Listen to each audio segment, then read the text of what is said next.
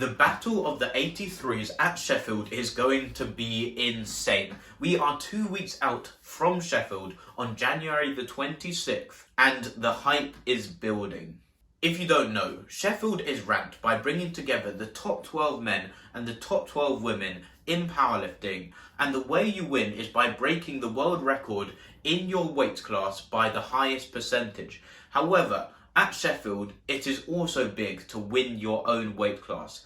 And so today we are going to be focusing on the battle between Omisakin, the world record holder in the 83s with an 861 kg total. We also have Russell Orhii, arguably the GOAT of the 83s, the two-time world champion.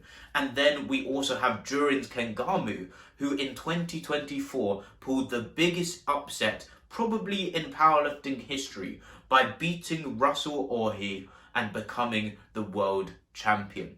And the question on everyone's mind is, who is going to win the battle of the 83s at Sheffield?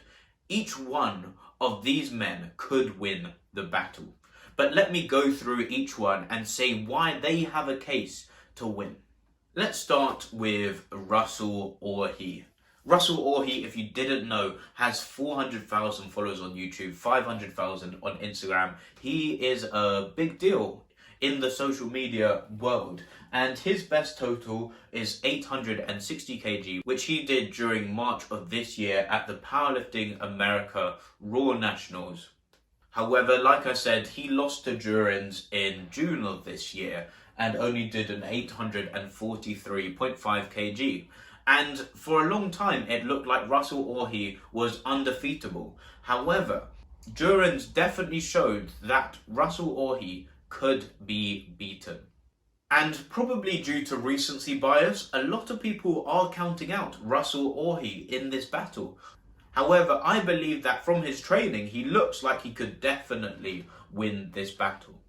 Why do I say this? Well, only this week, he did a 320 kg triple on the deadlift. His bench is also looking incredibly strong. He did a 210 kg bench in, I think, November of this year. And then his squat, as always, is looking strong. He looks like he could squat 335 to 340 kg. And if we add all of these numbers together, he's around an 890 to 900 kg total. That's assuming he can deadlift about 350 kg. And yes, he will have to execute these lifts, especially the squat, because he has a problem with hitting depth. However, 890 kg would almost be a 30 kilogram world record. And Russell Orhii has the experience under high pressure situations. So I believe he could be around this range at Sheffield, which would be insane.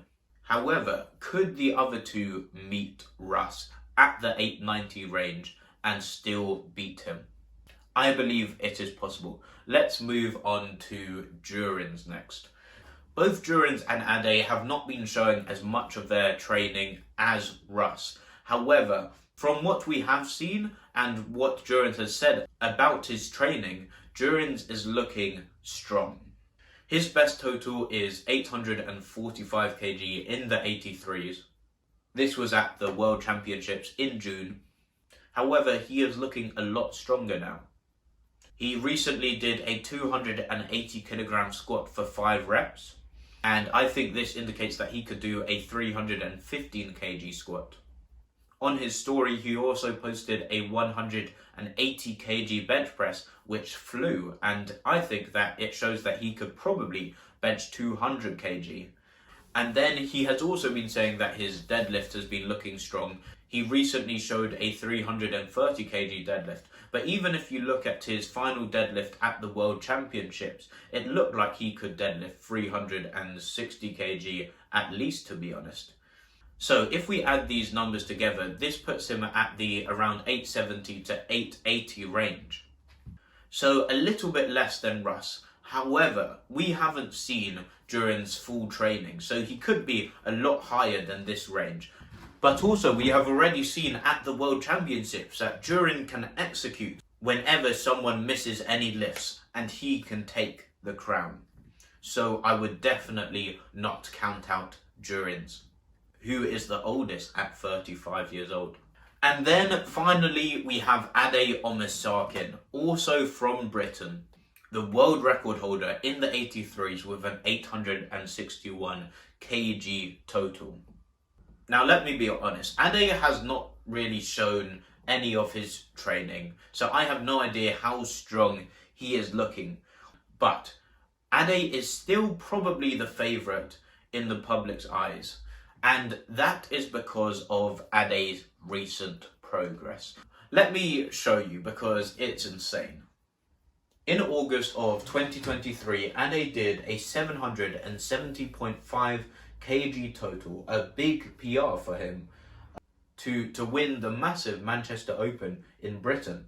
And then his next competition was the British Selections competition, only 3 months later in November of 2023. And he did an 800 kg total, weighing 83.2 kg. And this progress was impressive, a 22.5 kg personal best in the space of only about 3 months. But then his next competition in March of 2024, he did an 825 kg total. Another 25 kg total increase in only 4 months. But then the progress did not stop there. He then did his world record total of 861 kg at the Western European Championships in only September of 2024. In the space of 6 months, he increased his total by almost 40 kg and became the best in the world. And now it's been another 4 months since the Western European Championships. So if he can continue this rate of progress, which doesn't seem to be slowing down, he will be looking at an 880 to even 900 kg total. He even said that he is aiming to get a 900 kg total. So overall, anyone could win this. I personally think that Russell Orhii is most likely to win the battle. And the reason why is because I think that Russ is extremely hungry. On his YouTube, it looks like he's doing nothing but training, when before he was kind of doing a lot of business stuff as well. So that's going to help his training, and obviously we can see from his training that he's looking incredibly strong. I think that Ade may be stronger than Russ on the day. However, Ade said that he is more interested in getting as high up as he can in the Sheffield ranking, so out of everyone at Sheffield. And so this may leave him a little bit susceptible to being beaten by Russ, because Russ is just primarily focusing on the 83s.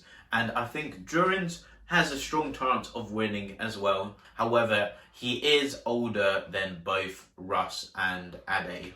And I do think that most likely either Ade or Russ is going to go over 880 kg at least in the 83s. And so I think that most likely Jurins won't be able to fully close that gap. However, I would love to be proven wrong.